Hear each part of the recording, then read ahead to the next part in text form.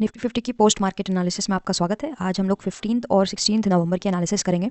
तो 15 नवंबर 2023 में जब मार्केट खुलता है तो सुबह से ही एक लॉन्ग विक्ड रेड कैंडल बनाता है और उसी के अंदर कंसोलिडेट करता है 5 मिनट चार्ट पर। हमें कोई इंडिकेशन नहीं मिलता है। अब आप यहाँ पर देखें तो मार्केट इस कंसोलिडेशन को तोड़ करके ऊपर जाता है और बहुत सारे बायर्स के एसएल को क्रिएट करता है।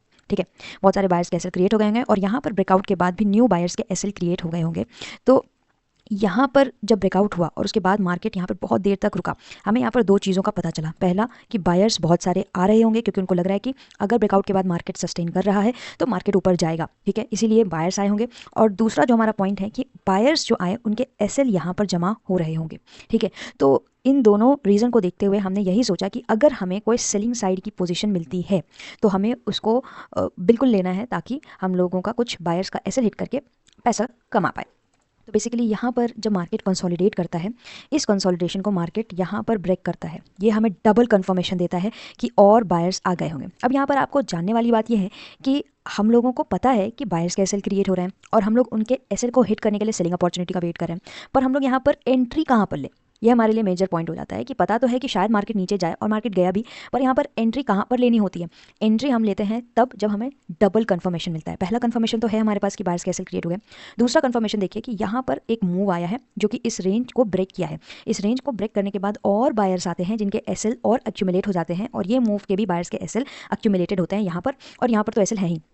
तो जब ये ब्रेकआउट होता है उसके बाद ही जैसे ही ये रेड कैंडल बनती है, यहाँ पर हमें दिख जाता है कि हो सकता है ये बायर्स के लिए एक ट्रैप है और ये हमारे लिए एक एंट्री पोजीशन है कि एक रेड कैंडल बन गई है, सेलर्स को इनवाइट मिल गया है, आप जाएं और एंट्री कर लें और आप इतना सा मूव स्कैल्पिंग में कैप्चर करने के लायक रहते हैं। आप देख लेंगे अगर यहाँ पर 1:2 का हमें मिलता है मूवमेंट। तो बेसिकली यहाँ पे एक ही चीज़ प्रूव हो रही है कि जहाँ पर बायर्स के एसएल मौजूद थे हमने उसी साइड पर अपनी पोजीशन बनाई ताकि एसएल अगर हिट होंगे तो मार्केट हमें रिटर्न देगा, क्योंकि मार्केट जो है एसएल पर ही मूव करता है, लिक्विडिटी पर ही मूव करता है। अब यहाँ पे देखें तो जब बायर्स के एसएल को मार्केट ने यहाँ पर आकर के हिट कर दिया तो मार्केट तुरंत ऊपर राइज किया।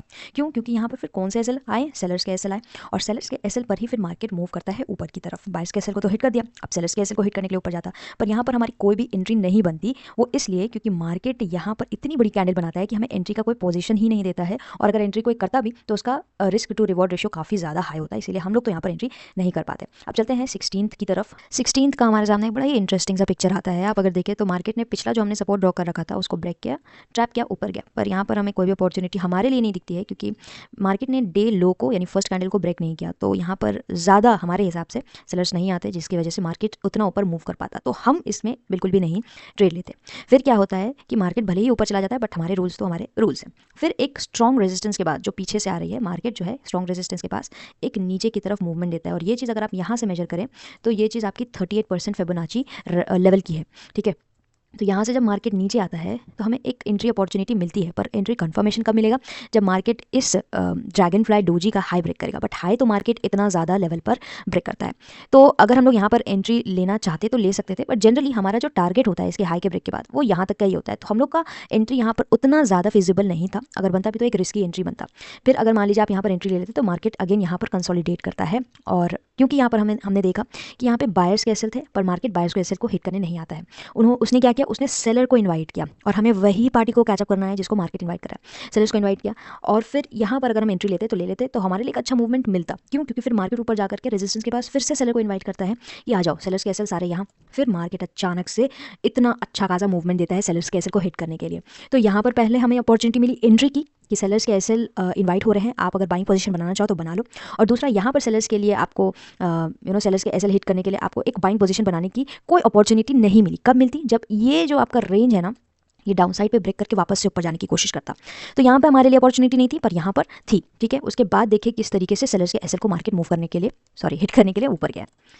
नेक्स्ट अगर हम देखें तो मार्केट फिर ऊपर जा करके क्या करता है कि यहाँ पर एक रेजिस्टेंस बनाने की कोशिश करता है। अगेन यहाँ पर भी हमें कोई एंट्री नहीं मिलती। ऊपर की तरफ भले ही मार्केट मूव किया है सेलर्स के एसएल पर एंट्री नहीं थी, क्योंकि मार्केट ने कोई डाउन साइड पे डबल कंफर्मेशन देकर सेलर्स को नहीं इन्वाइट किया है, बल्कि डायरेक्टली ऊपर चला गया है। अब यहाँ पर अगर आप देखें तो मार्केट ने क्या किया है, मार्केट ने एक रेजिस्टेंस को ब्रेक किया, बहुत सारे बायर्स को इनवाइट किया और फिर तुरंत ही रेड कैंडल बना करके अंदर आ गया। तो ये एक हमारे लिए एक एंट्री पोजीशन थी कि मार्केट जब इस कैंडल को जो ब्रेकआउट कैंडल थी उसको फेल करवा करके नीचे आने लगता है और ये जो हमारे सामने जो एसएल मौजूद थे वो बायर्स के ही थे, तो मार्केट डेफिनेटली बायर्स के एसएल को हिट करने के लिए नीचे आएगा, जो कि मार्केट आया भी। यहाँ पे मार्केट सेलर्स के एसएल को हिट करने के लिए ऊपर गया, यहाँ पे मार्केट सेलर्स को एसएल को हिट करने के लिए ऊपर गया। तो अब आप देखिए कि मार्केट ने जो एसएल को क्रिएट किया है वो उसको हिट करने के लिए ज़्यादा ही है। यहाँ पर मार्केट को सेलर्स के एसएल मिले थे, सॉरी बायर्स के एसएल्स मिले थे, पर मार्केट ने लेने के लिए नीचे नहीं आया। तो वो मार्केट की चॉइस है कि वो आए या ना आए, हमें बस मार्केट के फूड स्टेप्स को फॉलो करना है।